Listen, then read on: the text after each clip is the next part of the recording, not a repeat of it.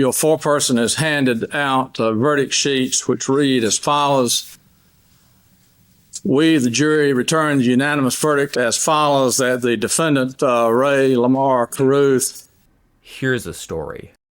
A wide receiver from the University of Colorado gets selected 27th by the Panthers, and he moves to Charlotte, North Carolina. There, Rae Carruth meets Sherika Adams. They begin dating, and she becomes pregnant. They talk about having an abortion, but in the end, Sherika decides to have the child. On a random Monday in November, Rae and Sherika go out on a date. Sherika drives her black BMW to Rae's spacious home, and they together travel to the cinema in Rae's white Ford Expedition. They watch The Bone Collector, joke around, and generally just have a good time. After driving back to Rae's house together, Rae insists that they go to Sherika's rather modest apartment. They drive in a 2-car convoy, and on a dark section of Rae Road, Rae comes to a sudden stop. A car pulls up beside Sherika and shoots 5 shots. Rae just drives away and enjoys the rest of his evening like nothing ever happened. Here's another story. A wide receiver from the University of Colorado gets Actually, let's skip forward a bit. While driving in convoy in front of Sherika, Rae reminisces about the evening he has just had. He had enjoyed his time with Sherika, but he wasn't interested in her romantically. He was looking forward to the birth of his son, and he had agreed with Sherika to co-parent the boy. But they also decided to see other people. So it wasn't really a date.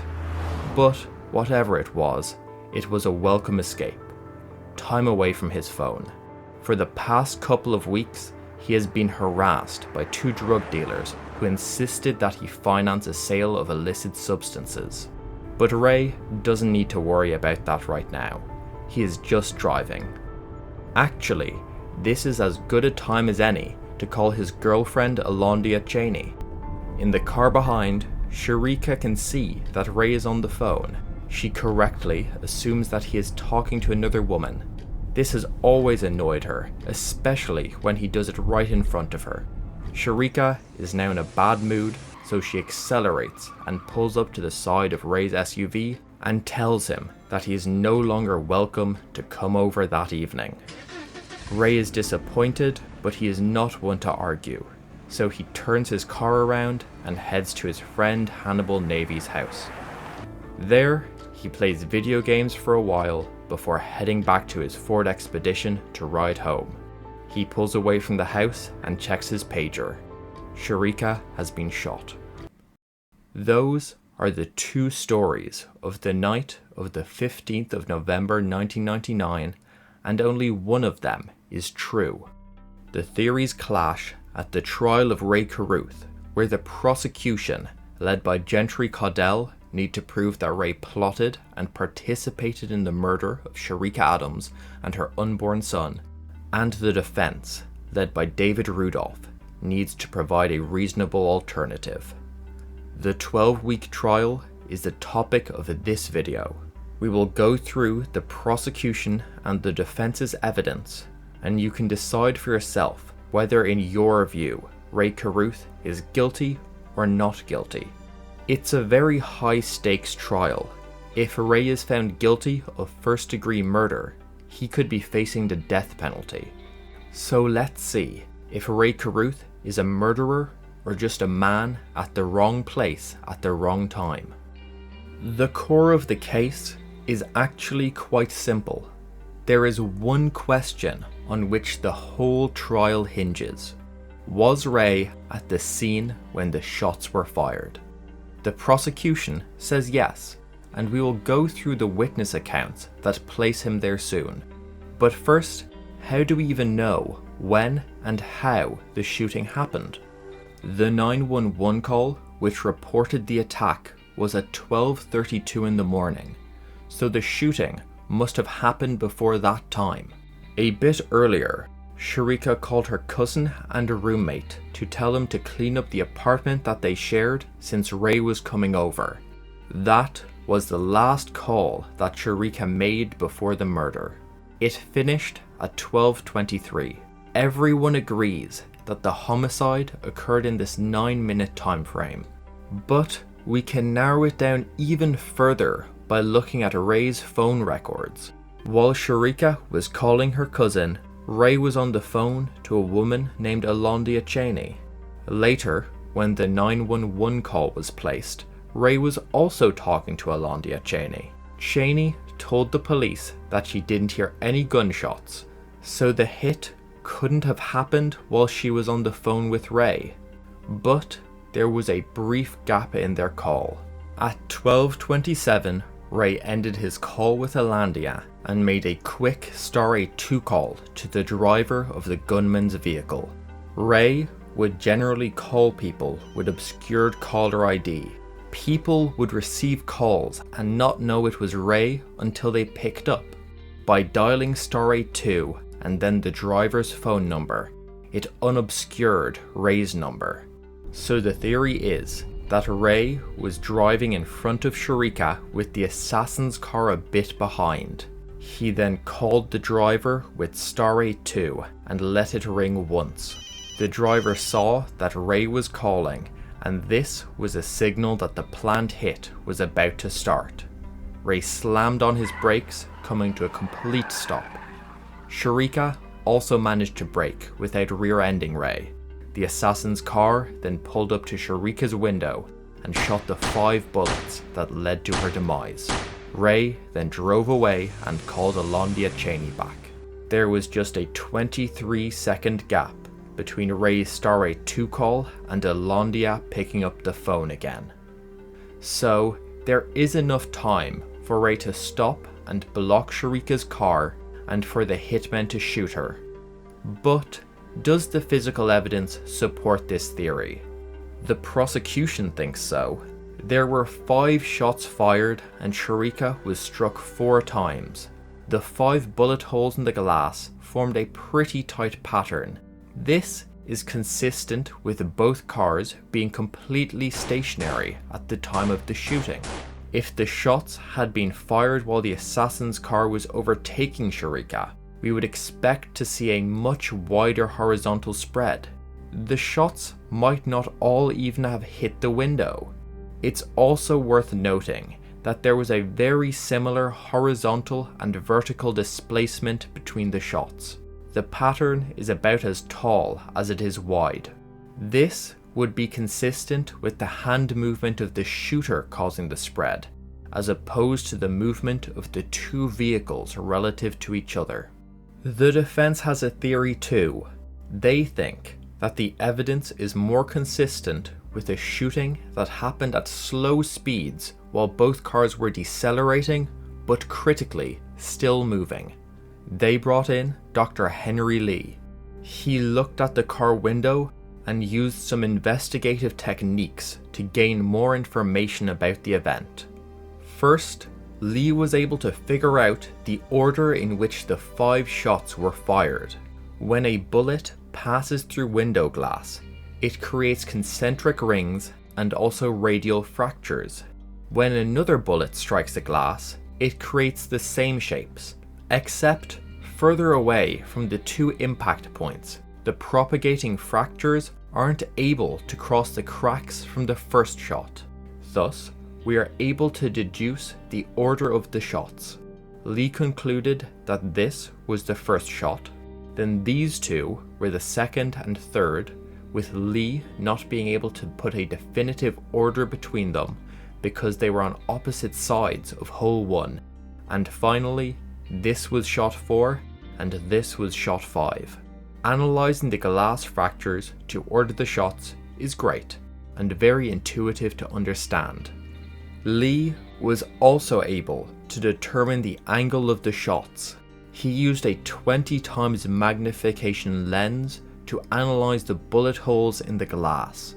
He found that shots 1, 2 and 3 were fired nearly perpendicularly to the window, and shots 4 and 5 were at a roughly 10-degree angle. Obviously, it's impossible to determine the specific angle of incidence down to the single degree, so Dr. Lee gave a possible range of 5 and 15 degrees. These trajectories appear to be more consistent with Sharika's car moving forward a few centimeters between the two sets of shots. But Lee did also agree that they were not inconsistent with the shooter moving his hand to track Sharika as she ducked out of the way. From Sharika's injuries, the coroner was able to determine that she was in a nearly horizontal position leaning away from the shots. At this angle, it would have been hard for her to keep a foot on the brake, so the prosecution say that she must have been stopped at the time of the shooting. If she were depressing the brake to decelerate and then moved her foot off the brake to dodge the shots, she would have rear-ended Rae. On the other hand, if her car were stationary, that would explain the lack of relative movement of the two cars that the prosecution's forensic scientists found. Taking her foot off the brake also fits with the defense's theory. If she was slowing down but moving at the time the first shots were fired and then let go of the brake, her car would move forward relative to the shooter's car, explaining the different angle of bullet holes 4 and 5. So, the physical evidence doesn't definitively prove that the cars were stopped. And even if it did, that doesn't put Rae Carruth at the scene, but Michael Kennedy and Van Brett Watkins do. These are the men that gave the primary account of the shooting and described Rae's involvement in the whole plot. When the shots were fired, it was Watkins who was holding the gun, and it was Kennedy that was at the wheel of the car. They claim that it was Rae Carruth who put them in this position. Their testimony is very important in this trial. Rae didn't shoot Sharika himself, so he is facing murder charges as part of a conspiracy. If Kennedy and Watkins are convincing and they manage to persuade the jury that a murder conspiracy between them and Rae existed and was carried out, that alone would be enough to find Rae guilty of first-degree murder. A death sentence would be a probable punishment for that charge. On the other hand, if the defense can persuade the jury that Watkins and Kennedy are lying, then the prosecution has very little actually connecting Carruth to the murder. Rae initially hired Watkins to build a fence around his back garden, but he very quickly offered him a more lucrative opportunity.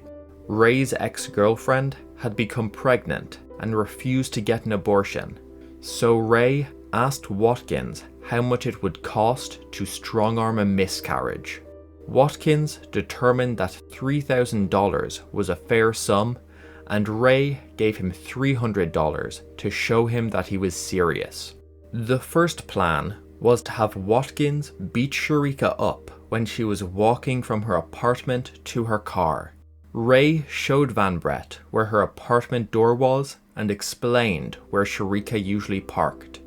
He then gave Watkins $2,000 and told him to commit the assault while he was away at preseason football camp. Watkins took this as an easy payday. He planned to keep the money and not carry out the hit. So he went to Atlanta to celebrate. Rae, being less street smart than Watkins, didn't realize that he was being scammed. So he constantly called Watkins and told him that, "My dog is loose, I need a fence put up." A clear instruction for Watkins to carry out the hit. Watkins continued to delay, so Carruth formulated a new plan. This time, he would drive to dinner with Sharika, and Watkins would jump out of a back alley and stab her as she was exiting the truck. Rae would then run to find help and leave Sharika for dead. The fact that both Sharika and the baby could die in this plan didn't bother Rae. He had already negotiated with Watkins that he would pay him $3,000 more for ending her life too. Watkins once again backed out. Rae called him from the restaurant, but Watkins said that he couldn't get access to a car. On the 15th of November, Michael Kennedy received a call from his friend Rae Carruth. Rae asked him if Kennedy had a hoopty he could borrow.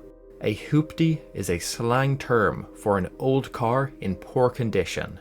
Kennedy was driving a rented Nissan at the time, so he agreed on the condition that he could trade cars with Rae for the night. Kennedy went to Rae's house with his friend Stanley Abraham, and Rae insisted that he and Kennedy go on a drive alone together. When the two of them were out of earshot of the others, Rae asked Kennedy if he could get a gun. This was necessary since Watkins didn't bring his own. A friend of Kennedy's was coincidentally selling a gun at the time, so Kennedy informed Rae of this lead. At this point, Kennedy was probably connecting some things in his head, so he asked Rae why he needed the hoopty and the gun. Rae plainly expressed that he paid Watkins to kill Sharika and his baby, and that the hit was occurring that night. Kennedy, shocked, told Rae that he was not willing to provide the gun or the car, and that he wanted to have nothing to do with this scheme. Rae responded that since he knew about it, he was already part of it. He further threatened that if Kennedy refused to help, he would be the next person to be assassinated. So Kennedy agreed to drive the car during the hit. Returning to the house, actually, we will let Watkins and Kennedy take it from here. When I got to Rae Carruth's house, Abraham's opened the door. I went inside, went to his refrigerator, got me something to drink. Abraham said he ain't in right now, he'd be back shortly. Abrahams was on the phone. So I just sat there and waited. Shortly thereafter, Rae Carruth comes in with Kennedy, and he's frantic. He's like, yo, move the truck. You can't park the truck in front of my house. He said, meet me around the corner. We got something to talk about. And I moved the truck, so we get to talking.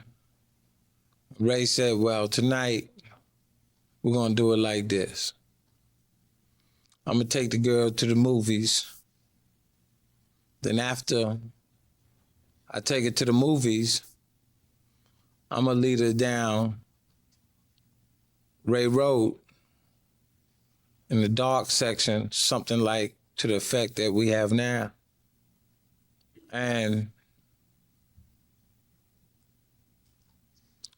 either I'm gonna make a stop, or I'm gonna drive into a subdivision and come out, at which time you can come up on the side of her and do what you got to do. So this night it changed everything from hitting the baby to hitting her and the baby. So I said, well, I ain't bring my gun. He said, no problem. Kennedy gonna go pick up a gun.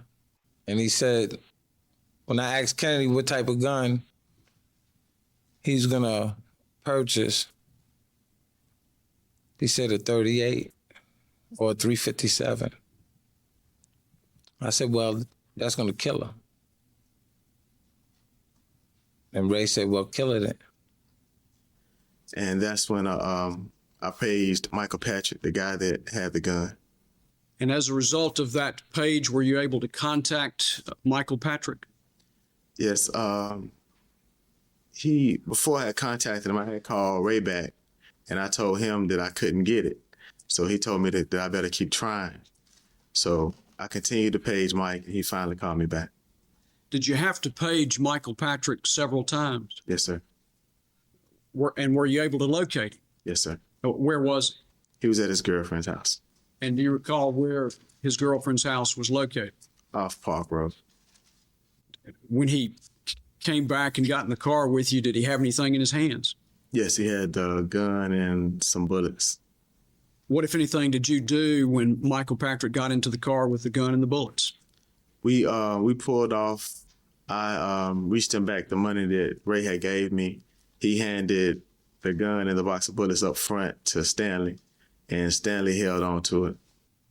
He played with the gun, dry firing the gun.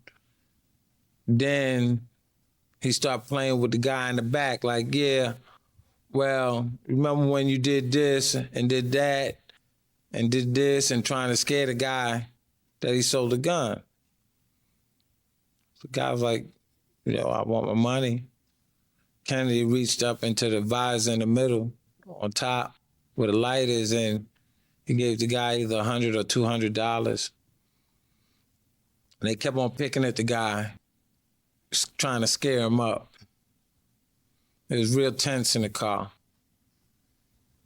Kennedy was on the phone, and I believe the phone beeped to indicate that he had another call. By the time he switched over,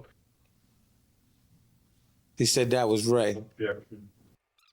He cut the call that he was on off, and he tried to call Rae back, and he got it busy. So we was riding back towards where the movie theater was, and we seen Rae's Ford Expedition, the white one with the gold rims, coming at us. And behind him, there was another car, a black BMW. And Rae didn't turn into a subdivision, but he blinked his lights once. He blinked his light again. And then he made a full stop in the middle of Rae Road. And Sharika nearly ran into the back of his Expedition. At which time, I pulled up on the side. Michael Kennedy pulled up on the side, and I opened the back window. And the car was stopped. The Expedition was stopped. BMW was stopped. We stopped on the side of her, and then Abraham said, pull up some more. So my window, the back right side, could be parallel to her window. At which time I fired one shot, then 4 more shots. Bam, bam, bam, bam.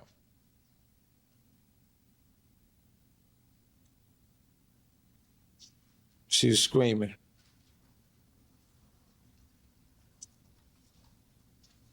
She was drowning in her own blood. You could hear the gurgling sounds. That's the prosecution's theory of the shooting. Watkins and Kennedy's stories overlapped almost completely, and we will get to the discrepancies in a bit. But first, let me mention that the entire trial was recorded for Court TV, and you can watch the full thing on their website. It's very useful to see and hear someone give their statement. We can analyze the different quality of witnesses. From those clips, you may have noticed that Kennedy had to be led along by the prosecutor quite a bit. Kennedy mostly just gave one-sentence answers. In fact, the judge had to insist that the DA stop asking leading questions multiple times throughout the testimony. The result of that is that it seemed like Kennedy was less honest and thus is less likely to be believed by a jury. He could be testifying that way because it was a pre-rehearsed story that didn't actually happen, or he could just be a bad witness on direct. Anyway, luckily for the prosecution, they had Watkins, who was much more free-flowing and certainly seemed more like somebody who was recounting a real event. He appeared to be a great witness for the prosecution. Except Van Brett Watkins wasn't called by the prosecution. He was called by the defense. The prosecution rested their case without calling Watkins and leaving only Kennedy to tell the story of that night. This was despite Watkins having pled guilty and avoided the death penalty in exchange for testifying against his co-conspirators. Why would the DA not call him? Why possibly forgo the corroboration of Kennedy's testimony? You get a call from Rae Carruth, according to you, on November the 15th, somewhere around 8 p.m. Is that right? Yes, sir. This is a call you've been expecting, right? That's what you said earlier? Anticipate. Anticipate, right? You've been real nervous about it because you're just petrified of him, right? Right? Excuse me. You're real nervous about this phone call going to be coming in because you're petrified of Mr. Carruth. Isn't that what you That said? is correct. And you've got a gun there that you said he told you to get down in Atlanta, right? He did. Purpose of that gun, according to you, is to carry out this shooting, right? Exactly. And so you get this call, and you're petrified, and so you go over there because you're so petrified, but you don't bring the gun that you supposedly bought for purposes of this hit, right? Exactly. So you're sort of a hitman without a weapon. Is that what you are? If that's what you want to say. Well, that's what you were, according to you. If that's what I could kill you with my hands. Okay. Is that what you were? I could kill you with my hands. Well, I don't need a first, gun. Mr. Watkins again answers. Okay, I didn't need a gun. Okay. I left the gun there in hopes that he would deter him from doing what he did. Now, you get there, he must have been pretty angry at you for not bringing the gun that he had told you to get, wasn't he? He was ordering everybody around. What? I mean, you show up, the hitman without the gun? And he made sure I could get this another one. vicious, excuse me, sir, I'm still asking a question. And this vicious criminal who's never had as much as a parking ticket in his life. That Excuse me, commits a murder, on his first time out for crime. What was he going to escalate to? Mr. Watkins, Yes, sir. I'm sorry. be quiet just a minute. Let him finish the question. But again, Mr. Rudolph, I know it's cross-examination. Don't be argumentative in your Yes. questions. Yes, sir. He must have been mighty angry at you to show up at his house for this hit without the gun, wasn't he? Wasn't he? Excuse me? Wasn't he? I just answered you. What's your answer, yes or no? Wasn't he? Yeah. And so did he say, well, you go on back and you go get that gun because I don't need to be spending another $200 and having Mr. Kennedy running all around all night looking for a gun when I didn't need a gun. Okay, for me to kill somebody, I don't need a gun. Can't you look and see? I'm 286 pounds. Okay, I would rip you like a rag doll. Okay, Is that what you're going to do to Sharika?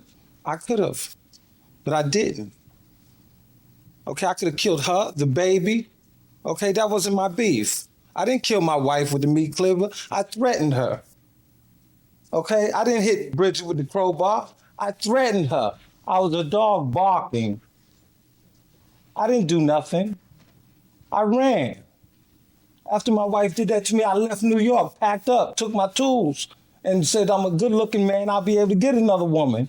Left, went to Atlanta, was in the strip club with hundreds of girls. Hundreds.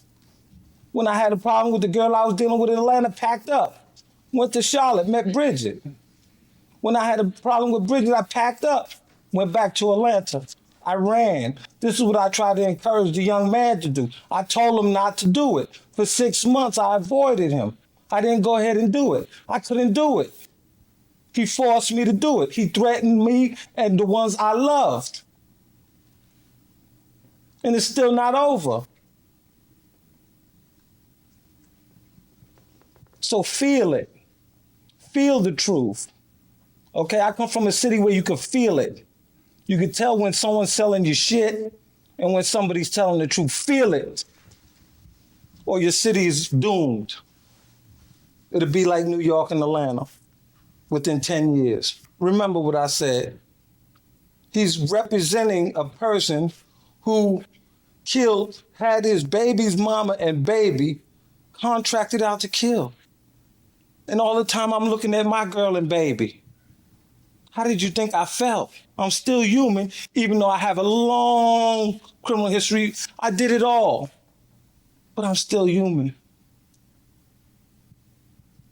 God forbid. I'm done, Your Honor. Anything further? You right about that? Just a minute, Mr. Watkins.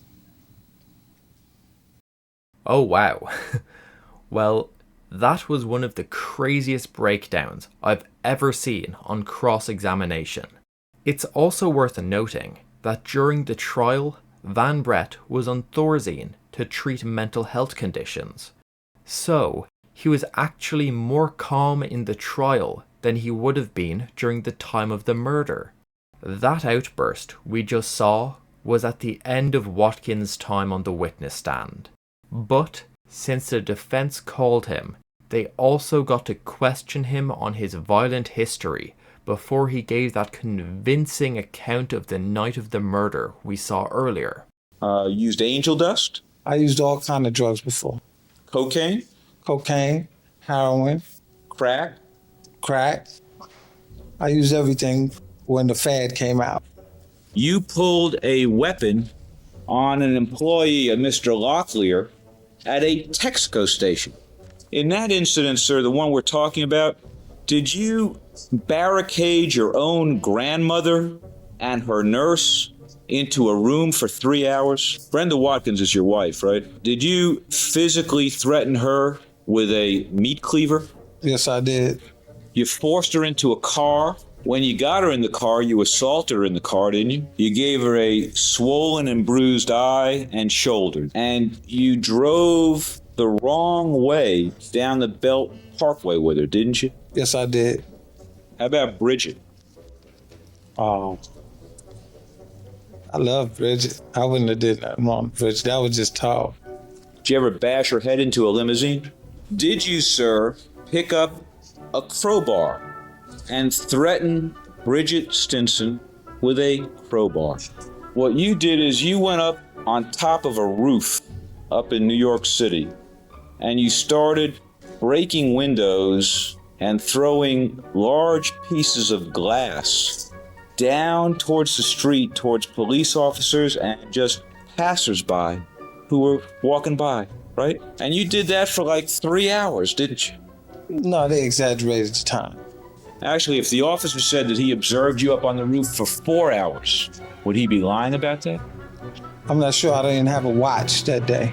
You, for example, were convicted of having a gun in connection with having some marijuana. You threatened to kill witnesses who were going to testify against you. You assaulted a fellow by the name of Chuck Jones. You firing a gun and shooting somebody, an innocent passerby, in the face. You also stabbed a person by the name of Rodney Watkins. You threatened to kill a woman by the name of Rosinia Watts, threatened to kill her 2 sons. Do you remember pistol whipping a man at a robbery that you committed? You menaced the police officer with a knife, stabbed your brother to get even with him. You also threatened to kill a police officer, didn't you? 2 police officers.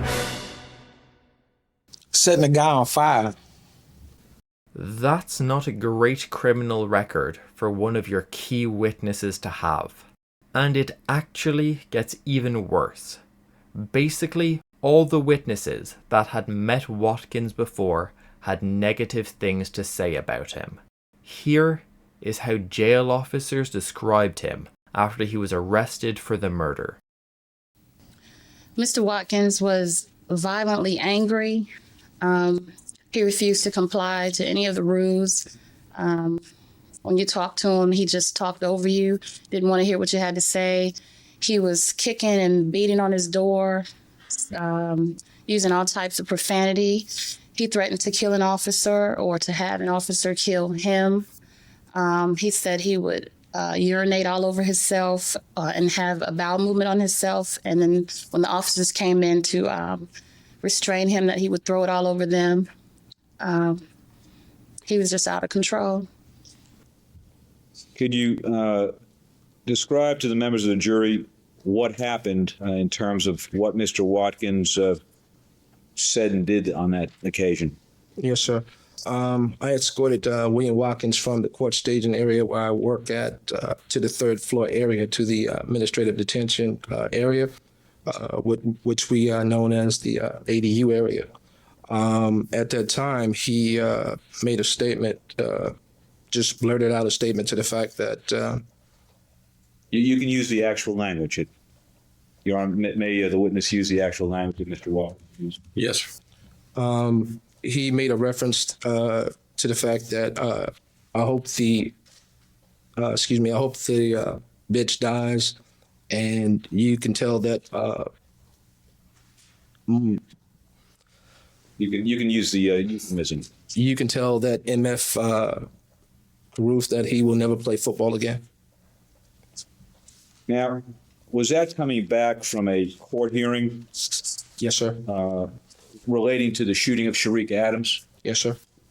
Watkins' violence with women was also testified to by a friend of Rae's, Tanya Ferguson.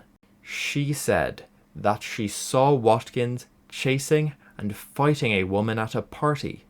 Lead detective Tom Athey also wrote in a report that Watkins' co-workers said he had a violent temper and that he carried a gun.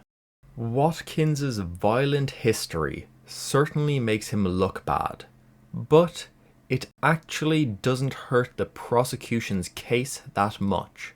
Their theory is that he shot Sharika on Rae's orders, so actually, a violent disposition helps explain why Rae approached him specifically in the first place. What the violent history does do, however, is make the prosecution seem short-sighted. Why would they give Watkins, the gunman with a violent history, a plea deal when Rae, who has no criminal record, faces the death penalty? Maybe, in retrospect, they shouldn't have offered Watkins that deal, especially since they didn't even call him as part of their case. At any rate, there is nothing they can do about that now. They offered all of the defendants' plea agreements, but Watkins was the only one who accepted. And it's not like he got away scot-free. Watkins was sentenced to life in prison. But Watkins avoiding the death penalty does show his familiarity and possibly his willingness to manipulate the legal system. Talking about controlling your behavior, your hurtful behavior towards others. You had a problem with that, didn't you? No, not necessarily. I would have to be pushed to the point. I see. So they put you in the hospital because you had to be pushed to the point of doing something? I went to the psychiatric hospital to avoid going to the prison. It was a trick of the trade. Okay, so instead of me going to the jailhouse, it was a softer cushion if I go to the psychiatric. So I manipulated the system. Everything that you read in the file, I led them to believe that so I could get out of serious time. That was in New York, and the defense contends that Watkins manipulated the system again in North Carolina. He stayed quiet and denied any involvement in the conspiracy. But then, when Kennedy broke and confessed to the police, Watkins changed his tune. He told the police a story which blamed Rae Carruth, which is exactly what they wanted to hear. Even then, Watkins lied when he could get away with it. He said he told the police enough to get them off his back, and he continued to lie about his identity. He was booked into jail under the name of his dead brother. That's a different brother from the one he stabbed, by the way. And he didn't disclose his real identity even after signing the plea agreement. Watkins had the experience to manipulate the system, but Michael Kennedy is someone who appeared to have played his hand really badly. He spoke to the police without a lawyer and confessed to the crime. He proceeded to turn down 2 plea deals, and against his lawyer's advice, he sent a confession letter to the prosecutor asking that they dismiss the charges against him and Stanley Abraham.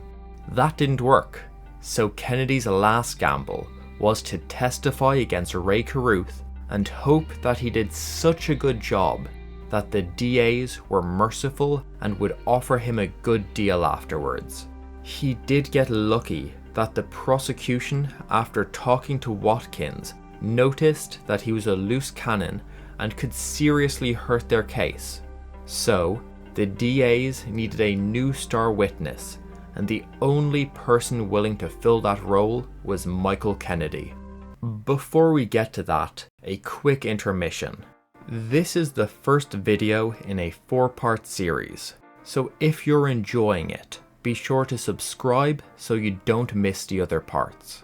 Also, if you like the video and think other people would enjoy it too, drop a like and a comment, as that will help to get it recommended to more people.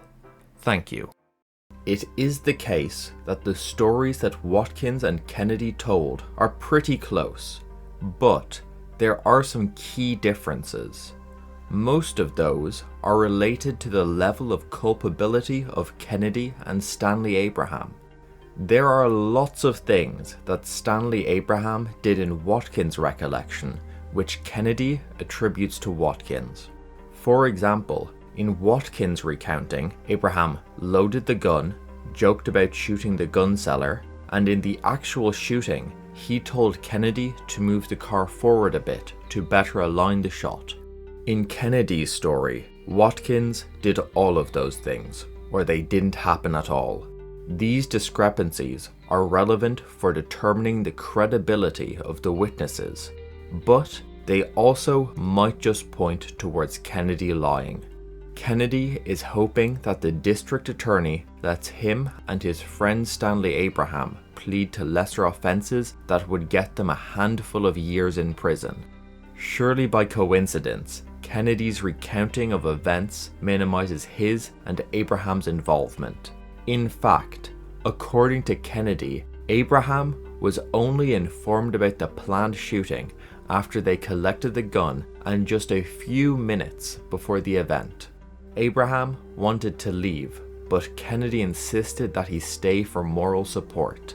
Kennedy also blamed his fear of an armed Watkins as the reason he didn't back out of the hit, and claimed that he only participated in the first place because Rae threatened him. Watkins also blamed Rae's intimidation for his participation. Let's see how comfortable they are with that assertion on cross-examination. All right, well, let's talk about this threat.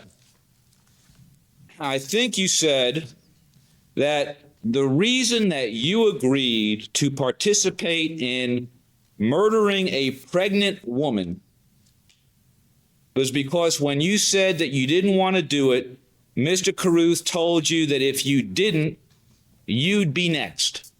Correct? Yes, sir. And I think you then said he gave you an iron-faced look. Right? Yes, sir. What do you mean by that, sir? What do you mean by an iron-faced look?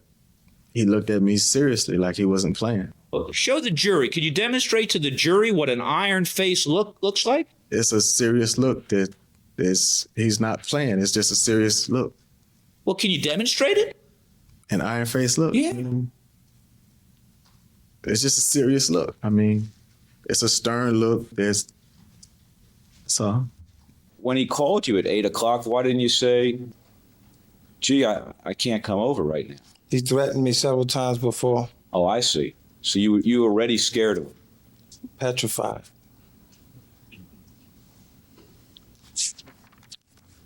If he would have killed his own baby and girl, what would he did to me and my family? So let me just get this straight. You had done hard time in Clinton, New York, at a maximum security prison, right? Right? Excuse me? You had done hard time at a maximum security prison in New York, right? Yes, sir. You were from the jungle, as you told the jurors yesterday, right? No, I swung in the jungle. I wasn't from the jungle. I'm sorry. You swung in the jungle, right? Is that right? Continue. Is that right? Yes, sir. And that was a reference to New York City, right? Yes, sir. You stabbed your brother to get even with him for how you felt like he had treated you over your life, right? Years of abuse. Yes, sir. You set fire to another inmate, right? Yes, sir, who threw hot boiling water in my face. You assaulted at least 2 police officers during your career as a criminal, right? You have no evidence of that. Didn't you yesterday, when I asked you whether you assaulted a police officer, go 2? I don't know if I did. I don't recall. You provided security for a drug house in New York, didn't you? I did a lot of things. I'm asking you about that specific thing. Yes, sir. You pistol whipped someone for stealing from the drug house, right? Yes, I did. You worked as a bodyguard and as a bouncer, right? Yes, I did. You threatened to kill witnesses, right? Witness. Excuse me, sir. You threatened to kill at least 1 witness, right? Yes, sir. And what brought you over to Mr. Carruth's house that night was you were petrified? Petrified. Scared to death of what he might do to me and my family if he was willing to kill his own son and his baby mama. It's also worth noting that the iron-faced look that Kennedy mentioned was not included in his original statement to the police. It just materialized when he was on the witness stand. Watkins did tell the police that Rae threatened him, but he said that he initially wrote it off. At the time, Watkins thought that Rae was lying when he said that he had other guys from LA that would carry out the hit and kill Watkins if he refused to do it. He thought that those guys Rae referred to were actually just Kennedy and Abraham. You can decide for yourself if you believe that Kennedy and Watkins only participated in the plot because they were threatened. In the same way, you can determine how the discrepancies between the 2 men's accounts and the changes in their stories over time influence how reliable they are. But there is one more category of inconsistency in their stories, which can often have the largest influence on a jury. These are the claims that the witness proudly proclaimed on direct examination, and the prosecution happily included into their up-to-date theory of the case, which, on cross-examination, proved to be false. For example, we have Michael Kennedy. He claimed that Rae gave him $100 in new $20 notes to buy the gun. An associate of Rae's, Melvin Billingsley, was also at the house on the evening of the shooting. He saw Michael Kennedy and Stanley Abraham there, by the way. Melvin was selling cards that basically let you pirate cable TV. Rae paid him $460, all in new $20 bills. So, Rae paid both Melvin, who is an unbiased witness, and Kennedy in very similar currency. That bolsters Kennedy's account. The only problem is that when you look at Rae's bank records, you can see him withdraw exactly $460 that evening. he only had enough crisp 20s for Melvin, so any similarity of bills was purely coincidental. Even worse, Michael Patrick, the man who sold Kennedy the gun, told the police that he was paid in old and worn bills. So Kennedy is either misremembering events, or he thought he had the opportunity to change a small aspect of his story in a way that would make him seem more credible, and he took it. Kennedy also claimed not to be violent. He had no violent convictions. The defense brought up that he had been charged with a shooting, but the charges had been dismissed. The victim of that shooting knew Kennedy before the attack and claimed that Little Man, Kennedy's street name, had shot him. While being cross-examined by Rudolph, Kennedy assured the jury that he had no involvement in that shooting. He said that the charges were dropped after a video was found that proved he wasn't responsible. So the defense brought in the prosecutor from that case, and he said that there was no video, and that the charges were dropped because the victim ended up in federal prison. Kennedy had invented the video. He was asked a question he wasn't prepared for, so he simply lied and made something up. Watkins also had some aspects of his story that turned out to be physically impossible. On direct, Watkins described Rae's second plan to attack Sharika. This was the planned stabbing in the truck out the back of a restaurant. Watkins claimed that Rae drove him to the restaurant the morning of the attack, and he described the plot in detail.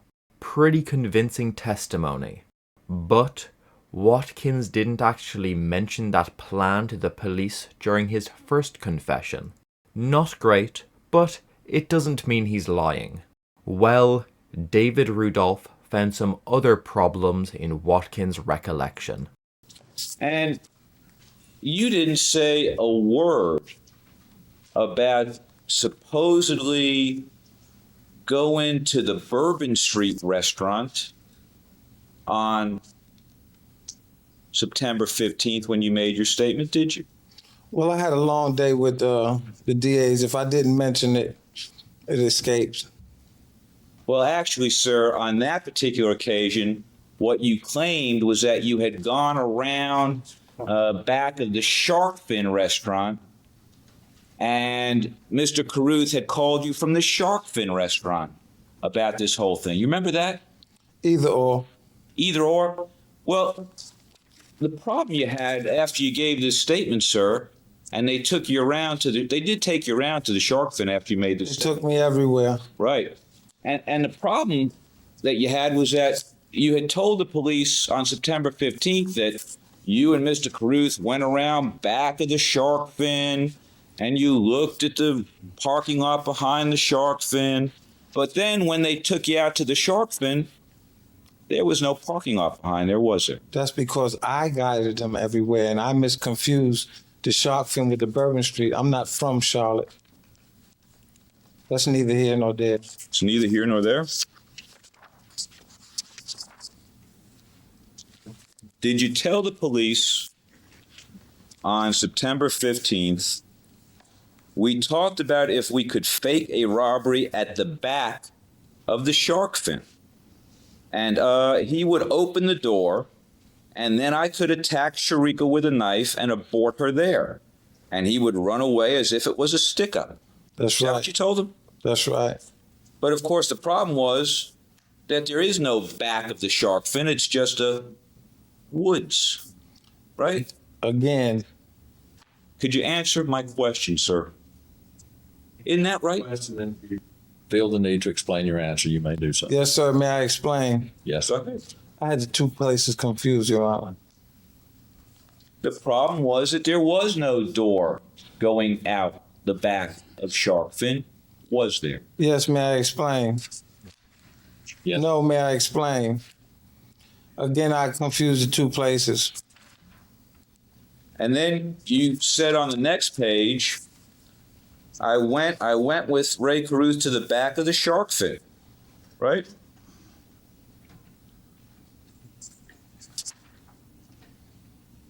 Right? What did you say?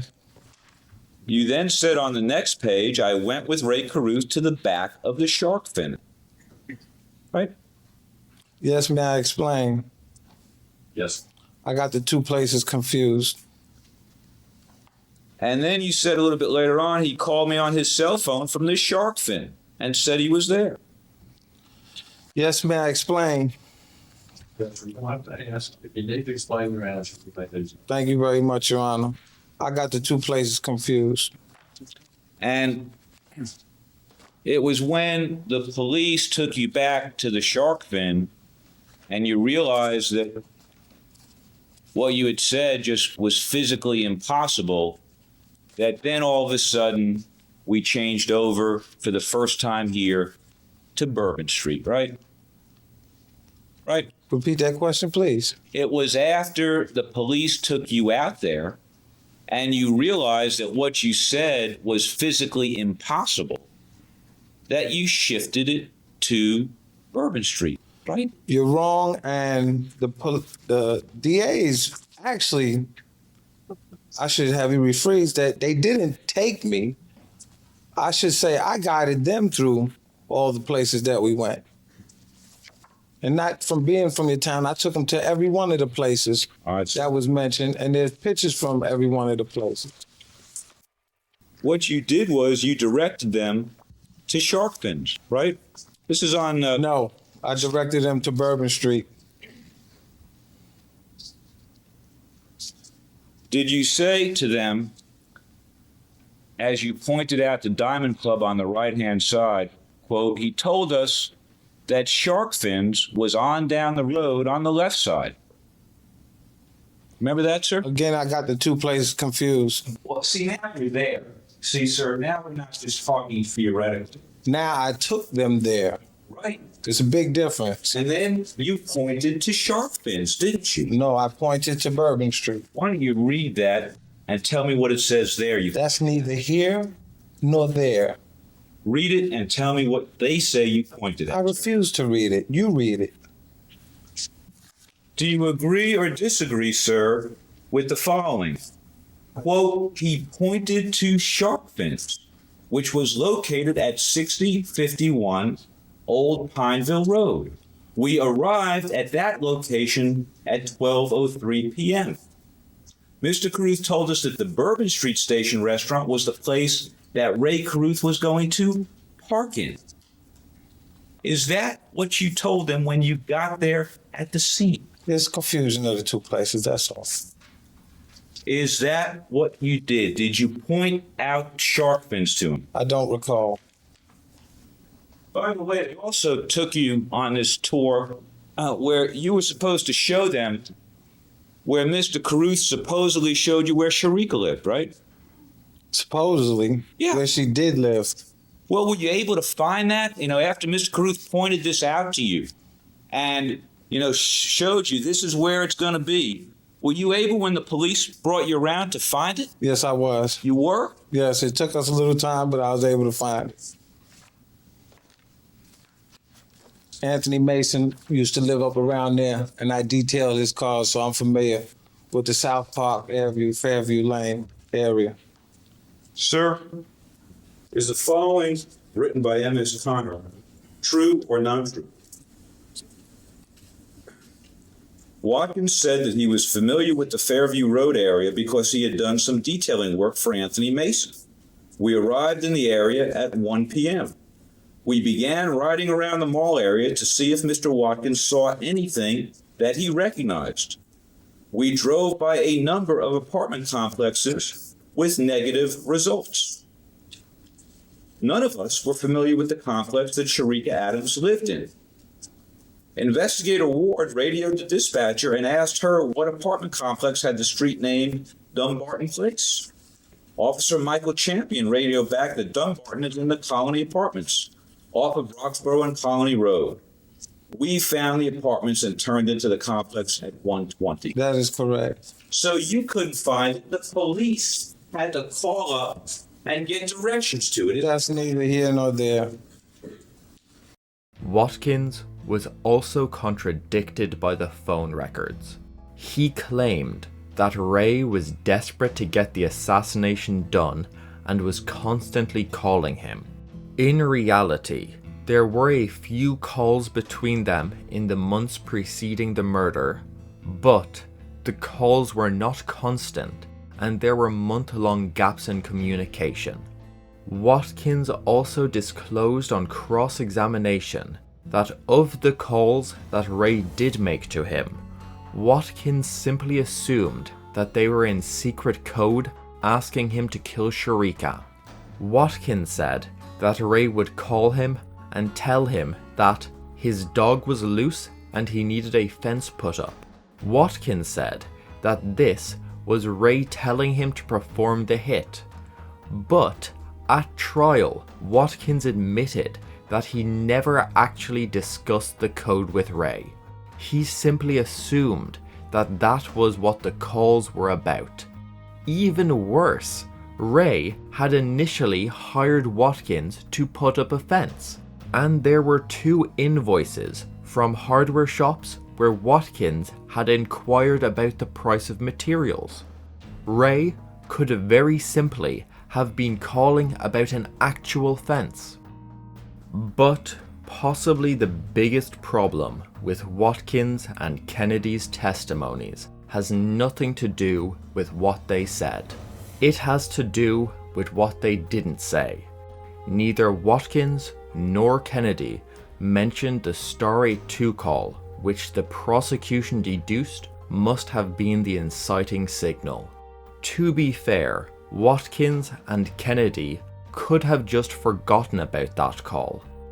But it's certainly not good for the prosecution when their 2 chief witnesses leave out a key piece of physical evidence which helps put a time on the crime. Overall, Watkins was great on direct examination, but had an angry meltdown on cross-examination. He was probably more beneficial to the defense than to the prosecution, especially considering how his outburst bolstered some other defense theories that we will cover later. Kennedy, on the other hand, was alright on direct examination, but held up pretty well on cross.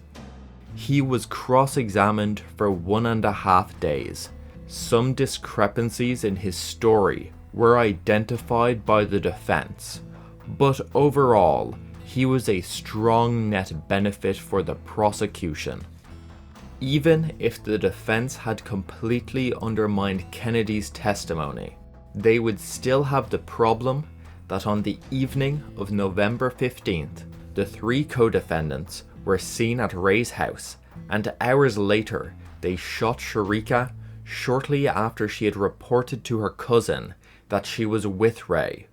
There are also phone records that show that Rae was communicating with Kennedy when he was leaving the cinema, and he called Kennedy again when he left his house to drive with Sharika to her apartment. Not to mention all the other calls that Rae made to Watkins and Kennedy in the months preceding the crime and also in the hours after the shooting. The defense really needs a theory to explain these inculpatory facts without Rae being responsible for murder. Well, they've got one. Because while they were over, Mr. Watkins, at one point that afternoon, took out a duffel bag, a military duffel bag, from the back of his U-Haul. He opened it up, and he took out what he called a brick of marijuana, chunk of it. And he showed it to Kennedy and Carruth. And he told them that that was spoken for, but if they wanted any in the future, there was more where that came from in Atlanta. And there wasn't anything else said about it because at that point, no one expressed any interest. Over the next 8 or 9 days until about November 10th of 1999. Michael Kennedy contacted Mr. Carruth several times and indicated he wanted Mr. Carruth to follow up with Mr. Watkins. He didn't know Watkins. Carruth knew Watkins. Watkins didn't know Kennedy. Watkins knew Carruth. And so several times during this time period, Kennedy asked Carruth to follow up, and Carruth didn't. But finally, I think it was on the 9th, he makes a phone call, and on the 10th of November, another important date, he meets with Watkins. There's another guy there. He doesn't want to talk in front of him about this. So they go into Rae's car, and they have a discussion about what Kennedy wants to do with regard to buying this marijuana. And Carruth indicates that Kennedy has asked him about lending him the money, and Carruth is probably going to lend him the money. Now, they have a discussion on that date, and then you will see from the phone records that that's a Wednesday. This is a Monday. And the reason that was happening on Monday night was because the Panthers have Tuesdays off. Monday night's sort of like their Saturday night or Friday night. This was a Wednesday. And then on Thursday and Friday, which would have been November 11th and 12th, you will see in the phone records, we'll bring them in, a number of telephone calls between Rae and Kennedy, between Kennedy and Rae, between Watkins and Rae, between Rae and Watkins, discussing this marijuana business. On Saturday, we're now November 13th, the Panthers are going to St. Louis to play the Rams. And Watkins calls Rae, and the way Watkins would get in touch with Rae is Watkins didn't have a cell phone. He would page Rae, and then Rae would have to page him back, or call him back, one or the other. And he got in touch with Rae, and he told Rae that he was all set to go to Atlanta to pick up these drugs, this marijuana, and he needed the money because his source wasn't going to give him it on credit. And Rae was not about to give Watkins thousands of dollars. And he told Watkins he was going out of town, he was going to the game, and that this could wait. I mean, there was no hurry to this from Rae's perspective, and they could just talk about it when he got back. And that's where he thought it had been left on Saturday, November 13th. Sunday, November 14th,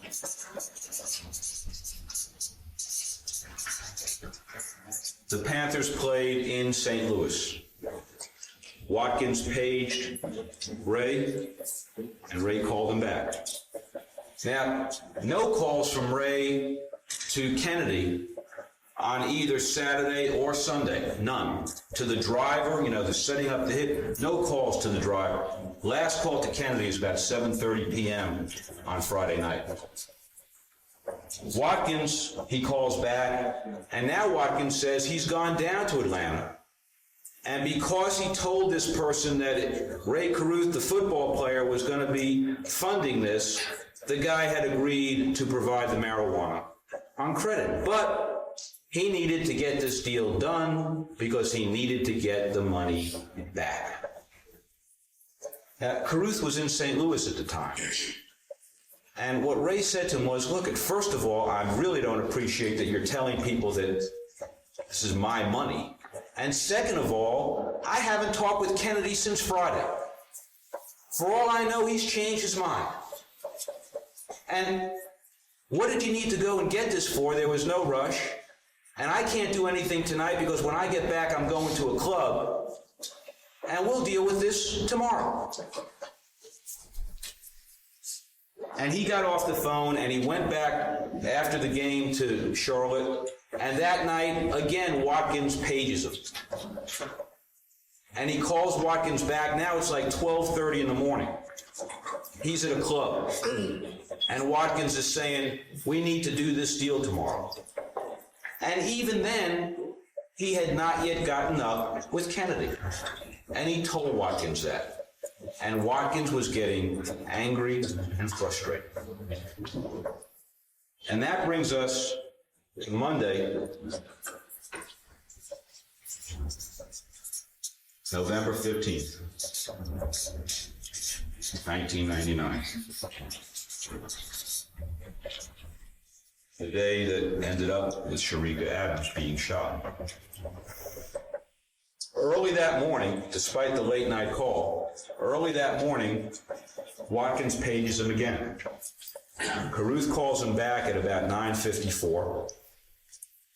And Watkins says, we need to do this today.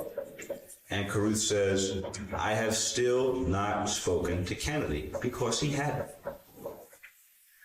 And at this point, Watkins gets angry.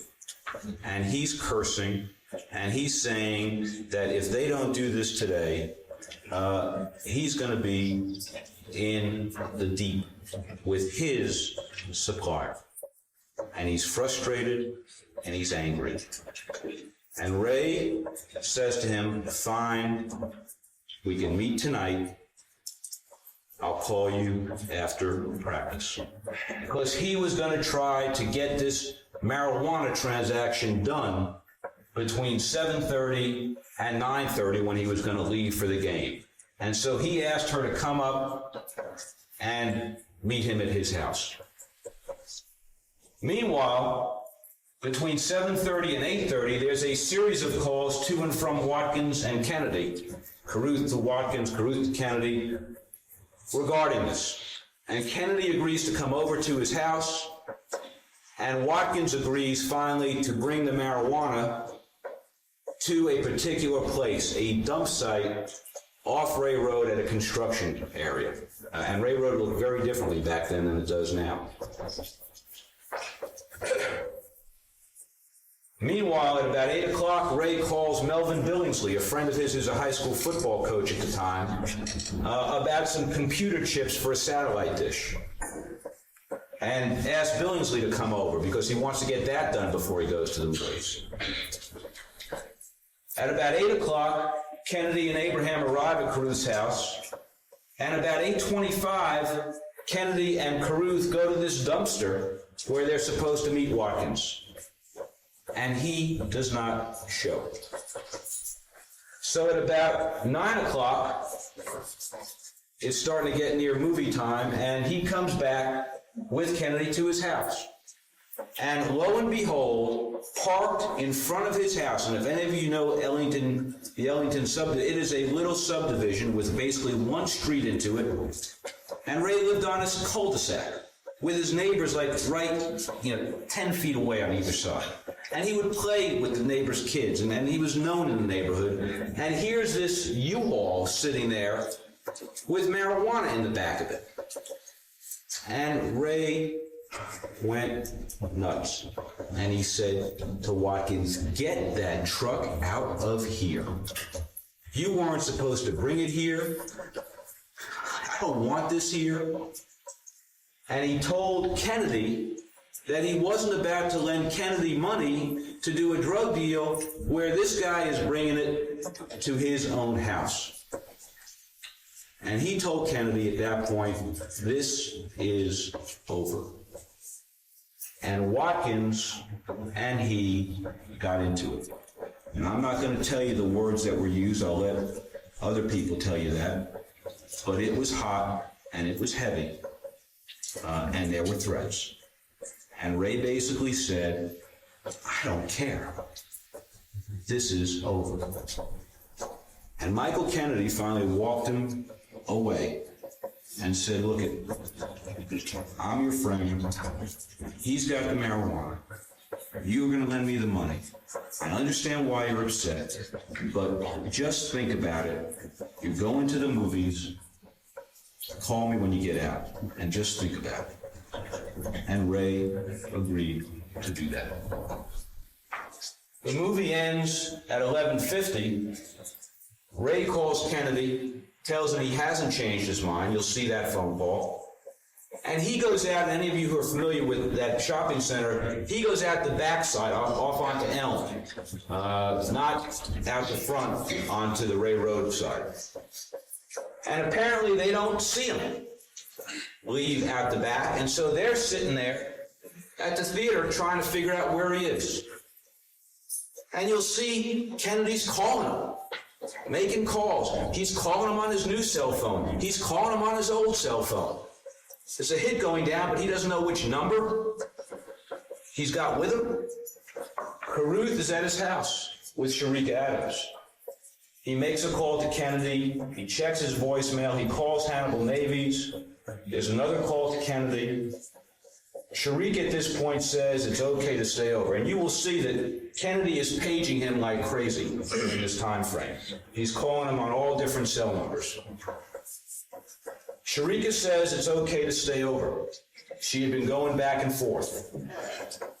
And so Rae packs his overnight bag, which, by the way, is found by the police in his car the next morning. And they start driving down Ray Road. 12:20 to 12:26, roughly, they're driving down Ray Road. And Rae Carruth calls Alondia Cheney. You will hear evidence, she had called him probably 5 or 6 times that night, and he was returning her call. This was the first opportunity that he was by himself, and he's returning her call. And he gets on the phone, and he's on with her for about, I think it was 3 minutes and 41 seconds. And Sharika is driving behind him, and apparently again sees him on the phone. And she was already upset about that. And he pulls up next to him and says, forget about it. I don't want you coming over. And they have a short discussion. And Rae Carruth leaves. And he tries to speed dial Alondia back, and instead of hitting 17, he hits 13 or vice versa. It's a new cell phone. He hears Michael Kennedy's voicemail come on, he hangs up, and he immediately calls Alondia Cheney back. Rae heads home, and while he is on the phone with Alondia, Sharika is shot. A good theory. It does explain most of the physical evidence. The only problem is that since Rae didn't testify, there was no actual evidence at the trial that there was a drug deal. Watkins and Kennedy of course denied it, so there really wasn't any evidence at all that there were drugs involved. Rudolph's investigator, Ron Jarrett, testified that the call logs were consistent with a drug deal, and Jail Sergeant Tom Stamps claimed that he thought drugs were involved. But there really was nothing to back up the story that David Rudolph told in his opening statement. Based on that, one might assume that this was simply a theory the defense made up to explain the phone calls. But you might be surprised to find out that there is a decent amount of circumstantial evidence that there were drugs involved. First of all, Kennedy was a drug dealer. At the trial, he claimed that he only sold drugs 5 or 6 times. But he lived a relatively affluent lifestyle with luxury cars and testified that his only source of income was drug dealing. So realistically, he sold drugs more often than he was willing to admit. Watkins was also involved in drugs. Other than being a user, which he openly admitted to, he had previously told the police that he transported drugs from Atlanta to Charlotte in the back of his U-Haul. Fair enough, but is there any evidence that there was some kind of drug deal during the time of the murder? Actually, yes. Remember the hoopty that Kennedy rented? He had chartered that before he claimed he was informed about the murder plot. He insisted that he rented the car so as not to put a few more miles on his Mercedes which he was selling. But the police were cracking down on the cars of drug dealers at the time. Law enforcement were seizing the vehicles involved in drug distribution, so dealers rented cheap cars so their opulent vehicles would not be impounded. In fact, the detailing shop where Rae and Kennedy met specialized in subleasing vehicles to drug dealers. It wouldn't make sense for Kennedy to have hired a hoopty for a hit before he even knew about the assassination plan. But it would make sense for him to rent a hoopty for a drug deal he did know about. We also need to ask why Stanley Abraham was involved. For the murder conspiracy, you just need a driver and a gunman. Why have another witness there? Kennedy literally said that Abraham was basically there for moral support. It doesn't make sense, but Stanley's presence would be compatible with a drug deal. If after Rae paid Watkins, the handover of some narcotics from the back of the U-Haul was meant to happen in a nearby secluded location, it would make sense for Kennedy to bring Abraham along. Abraham could go along if Rae didn't want to go to the drop site, and it's always useful to have some additional backup, especially when dealing with a wild card like Watkins. Speaking of the U-Haul, both Kennedy and Watkins mentioned in their statements that Rae insisted that Watkins move his U-Haul when he saw it at his house that evening. Watkins had parked the U-Haul there before when he was washing Rae's cars, and Rae had never asked him to move it before. Why compel him to move it that night? Well, maybe he didn't want anyone to know that Watkins was at his dwelling shortly before the planned hit. Maybe, but the cable hacker Melvin Billingsley was invited there by Rae during that time, and he said that Rae didn't try to hide Kennedy or Abraham being there. So that theory doesn't really work. Well, it would make sense for Rae to require that the U-Haul be moved if he knew that there were drugs in the back. Rae may have been willing to finance Kennedy's deal, but he didn't want drugs near his house. There were also records that Kennedy made calls to other people involved in the drug trade during this time. Both the prosecution and the defense went through the call logs in great detail, and let's just say, in summary, that they are consistent with both the murder plot but also a drug deal. Most of the physical evidence is consistent with both, but the defense will always be on the back foot, since no matter what they say, unless they have foolproof evidence, their accounting will always look like they are simply making up a story to fit with the discovery evidence.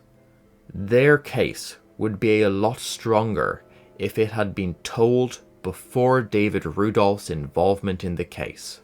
Well, there is one small but vital fact that Rae told the police before any discovery was turned over.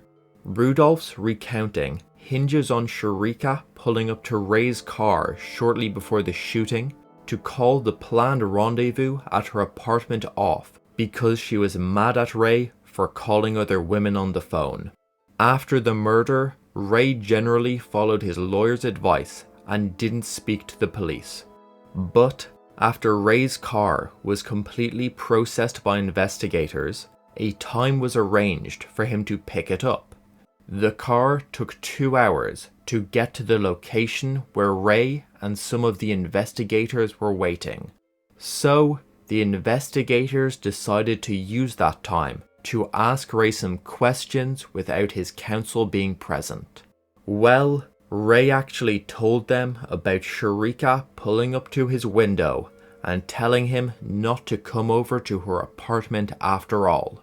So we do have proof that at least some of the defense's story wasn't just made up by Rudolph after seeing all of the evidence.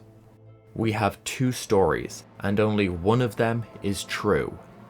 Did Rae murder his girlfriend, or was Sharika the victim of Watkins's rage after a failed drug deal? What did the jury think? We, the jury, returned the unanimous verdict as follows: that the defendant, Rae Carruth, is guilty of discharging a firearm into occupied property.